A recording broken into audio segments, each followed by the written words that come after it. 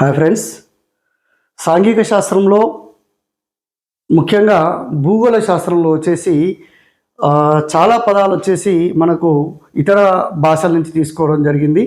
So వాటికి సంబంధించిన వివరాలు మనం ఇప్పుడు తెలుసుకుందాం.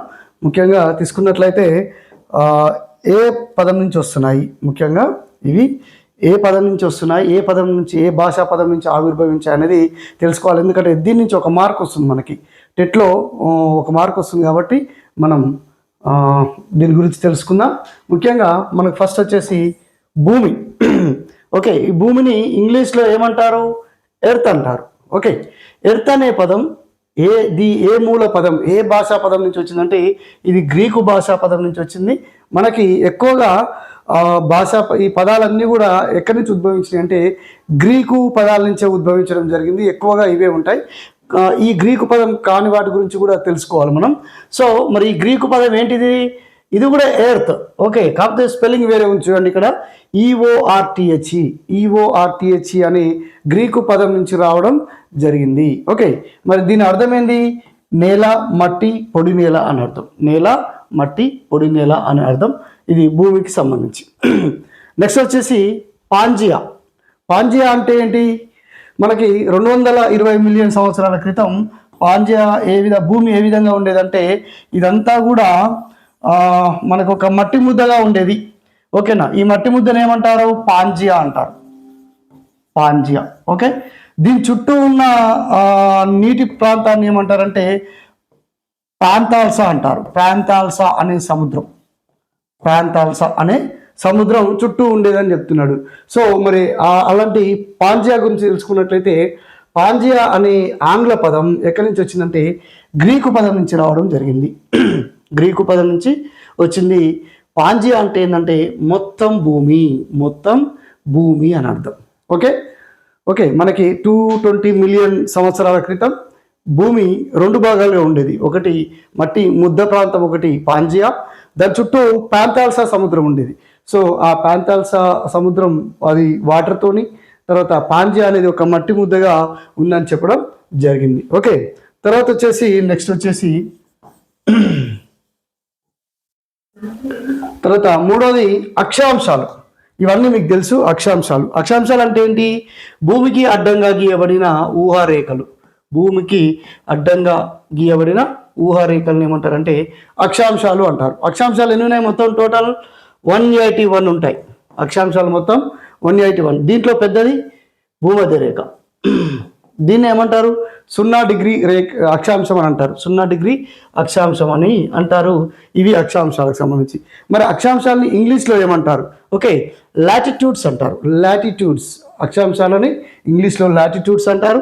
లాటిట్యూడ్స్ అనే పదం లాటిట్యూడో అనే లాటిన్ పదం నుంచి వచ్చింది ఇది. ఓకే, లాటిట్యూడో అనే లాటిన్ పదం నుంచి వచ్చింది. దీని అర్థం ఏంటంటే వెడల్పు. ఓకే, అంటే ఒక అక్షాంశం ఎంత వెడల్పు ఉంది అనేది మనం ఇక్కడ అర్థం చేసుకోవచ్చు.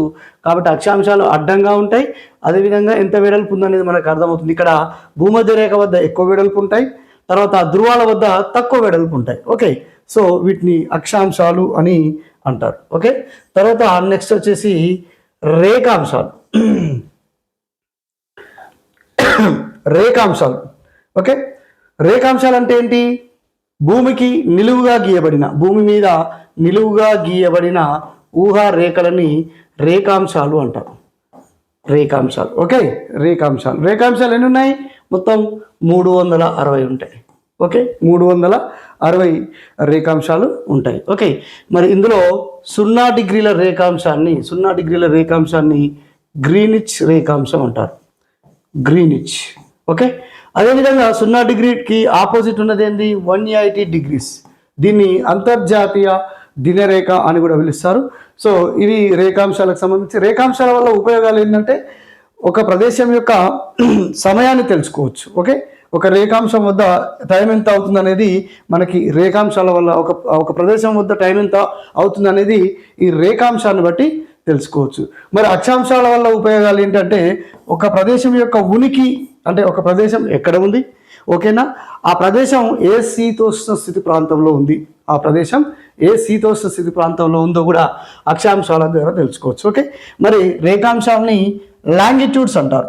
రేఖాంశాలని లాంగిట్యూడ్స్ అంటారు. ఈ లాంగిట్యూడో అనే లాటిన్ పదం నుంచి వచ్చింది. లాంగిట్యూడో అనే లాటిన్ పదం నుంచి రావడం జరిగింది. దీని అర్థం పొడవు. ఓకే, చూడండి పొడవు.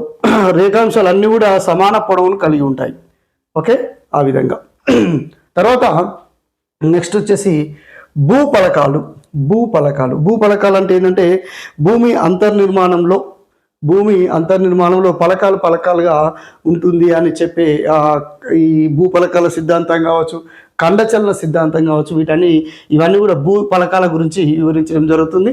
సో మరి భూపలకాలని టెక్టానిక్స్ అంటారు. ఇంగ్లీష్లో టెక్టానిక్స్ అని అంటారు. దీనికి మూల పదం టెక్టాన్ అనేది గ్రీకు పదం నుంచి రావడం జరిగింది ఈ టెక్టానిక్స్ అనే పదం. ఓకే, వీటిని అర్థం ఏంటి? భవన నిర్మాణదారు లేదా వడ్రంగి అంటున్నాడు. ఎందుకంటున్నాడంటే మరి భవన నిర్మాణదారు ఒక ఇటుక పైన ఒక ఇటుక ఏ విధంగా పేరుస్తున్నాడు, వడ్రంగి ఏ విధంగా ఒక చెక్కని ఇంకో చెక్కని కలిపి ఏ విధంగా అంటే ఒక వస్తువును తయారు చేస్తున్నాడు, ఆ విధంగానే భూమి కూడా ఆ విధంగా తయారు చేయబడింది అనే దానికి అర్థం ఇవ్వడం జరిగింది మరి భవన నిర్మాణదారు లేదా వడ్రంగి. ఓకేనా, ఈ విధంగా ఒక పలక ఇంకో పలక ఇలా పలకలుగా ఉంటూ ఈ పలకలు నెట్టడం వల్ల పర్వతాలు ఏర్పడుతున్నాయి. తర్వాత ఈ పలకలు నెట్టుకోవడం వల్ల భూకంపాలు కూడా ఏర్పడుతున్నాయి. ఓకే, సో ఇది భూపలకాలకు సంబంధించిన విషయం. నెక్స్ట్ వచ్చేసి ఋతుపవనాలు. ఓకే, ఋతుపవనాలు అంటే ఏంటి? ఋతువుని అనుసరించి వీచే పవనాల్ని ఋతుపవనాలు అంటారు. ఋతుపవనాలు ఉదాహరణ ఏంటి? ఏ దేశంలో వీస్తాయంటే భారతదేశంలో ఋతుపవనాలు వీయడం జరుగుతుంది. ఓకే, దీన్ని ఇంగ్లీష్లో మాన్సూన్స్ అంటారు. ఋతుపవనాలని మాన్సూన్స్ అంటారు. మాన్సూన్స్ అనే పదం మౌసమ్ అనే అరబిక్ పదం నుంచి రావడం జరిగింది. అరబిక్లో మౌసమ్ అంటే ఏంటంటే ఋతువు అని అర్థం. ఓకేనా, అర్థమైందా? తర్వాత నెక్స్ట్ వచ్చేసి మనకి భూమి పైన 4 ఆవరణాలు ఉన్నాయి. ఓకే, 4 ఆవరణాలు ఉన్నాయి. వాటిని ఇంగ్లీష్లో ఏమంటారు? తర్వాత వాటి మూల పదాలు ఏంటి అంటే అవి తెలుసుకోవాలి మనం ముఖ్యంగా. అయితే మరి వీటికి సంబంధించిన మూల పదాలన్నీ కూడా గ్రీకు పదాలే. ఓకే, ఈ భూమి మీద ఉన్న ఆవరణాలకు సంబంధించి అన్ని పదాలు కూడా గ్రీకు పదాలే. మరి ఒకసారి చూద్దాం, వాటి మీనింగ్ తెలుసుకోవాలి, ఆ గ్రీకు పదం ఏందో కూడా తెలుసుకోవాలి. ఓకే, భూమి మీద మనకి ఫస్ట్ శిలావరణాన్ని ఇంగ్లీష్లో లిథోస్పియర్ అంటారు. ఓకే, లిథోస్పియర్ అనే ఇంగ్లీష్ పదం ఎక్కడి నుంచి వచ్చింది? లిథోస్పైరా అనే పదం నుంచి రావడం జరిగింది. ఓకే, లిథో అంటే శిల, తర్వాత స్పైరా అంటే గోళం లేదా బంతి. ఓకేనా, స్పైరా అంటే బంతి మరియు గోళం అని, లిథో అంటే శిల మరియు రాయి అని అర్థం వస్తుంది. సో ఆ విధంగా లిథోస్పైరా అనే గ్రీకు పదం నుంచి రావడం జరిగింది. ఓకే, తర్వాత నెక్స్ట్ వచ్చేసి అంటే శిలావరణానికి మరి ఏం ఉదాహరణ? భూమి తీసుకున్నట్లయితే పర్వతాలు కావచ్చు, తర్వాత పీఠభూములు కావచ్చు, మైదానాలు కావచ్చు, ఇవన్నీ కూడా మనకి శిలావరణం కిందకే వస్తాయి. తర్వాత జలావరణాన్ని ఇంగ్లీష్లో హైడ్రోస్పియర్ అంటారు. హైడ్రోస్పియర్ అనే పదం హ్యూడర్ అనే గ్రీకు పదం నుంచి వచ్చింది. హ్యూడర్ అంటే ఏంటి? నీరు. ఓకేనా, మరి భూమి మీద తీసుకున్నట్లయితే జలావరణం వచ్చేసి చెరువులు కావచ్చు, తర్వాత నదులు కావచ్చు, తర్వాత సముద్రాలు, మహాసముద్రాలు, ఈ విధంగా ఈ రూపంలో మనకి జలావరణం అనేది ఉంది. దాదాపు భూమి మీద నీటి యొక్క శాతం 71% నీరే ఉంటుంది. ఓకే, తర్వాత నెక్స్ట్ వచ్చేసి వాతావరణం తీసుకున్నట్లయితే దీన్ని ఇంగ్లీష్లో అట్మాస్ఫియర్ అంటారు. దీన్ని మూల పదం అట్మాస్. ఏ పదం ఇది? గ్రీకు పదం. అట్మాస్ అంటే అర్థం ఏంటంటే ఆవిరి అని అర్థం. ఓకే, సో మరి వాతావరణంలో మనకి భాగంగా ఏమేమి ఉంటాయి? వివిధ రకాల వాయువులు ఉంటాయి. ఓకే, ఆక్సిజన్ కావచ్చు, నైట్రోజన్ కావచ్చు, కార్బన్ డైఆక్సైడ్ కావచ్చు, ఇవన్నీ కూడా ఇందులో ఉంటాయి. సో కాబట్టి వాతావరణాన్ని అట్మాస్ఫియర్ అంటారు. ఇది అట్మాస్ అనే గ్రీక్ పదం నుంచి వచ్చింది. దీని అర్థం ఆవిరి అని అర్థం. ఓకే, నెక్స్ట్ వచ్చేసి జీవవరణాన్ని ఇంగ్లీష్లో బయోస్పియర్ అంటారు. బయోస్పియర్ అని ఎక్కడి నుంచి వచ్చింది? బయోస్ అనే గ్రీక్ పదం నుంచి వచ్చింది. దీని అర్థం కూడా జీవం. ఓకే, అంటే భూమి మీద నివసిస్తున్న ప్రతి ప్రాణి కూడా జీవవర్ణం కిందికి రావడం జరుగుతుంది. ఓకే, అర్థమైందా ఫ్రెండ్స్? సో మనం కనుక ఈ యొక్క ఇంకా ఉన్నాయి, మనం ఇంకో నెక్స్ట్ వీడియోలో చేద్దాం.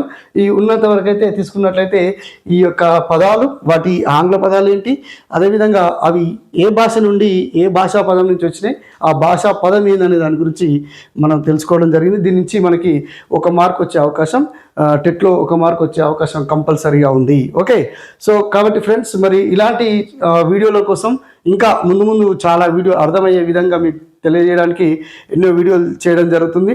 ఈ వీడియోలన్నీ కూడా మీకు అందడానికి మరి లైక్ చేయండి, అదేవిధంగా మా ఛానల్ని సబ్స్క్రైబ్ చేసుకోండి. డీకే ఆన్లైన్ అకాడమీని ఇంకా ముందు ముందు చాలా వీడియోలు చేయడం జరుగుతుంది. ఇంకా టెట్ ఉంది, తర్వాత అదేవిధంగా డిఎస్సి కూడా ఉంది. కాబట్టి టెట్కి డిఎస్సికి అవసరమైన ఇలాంటి అంటే క్లుప్తంగా అర్థమయ్యే విధంగా షార్ట్కట్ రూపంలో చెప్పే ప్రయత్నం చేస్తాం.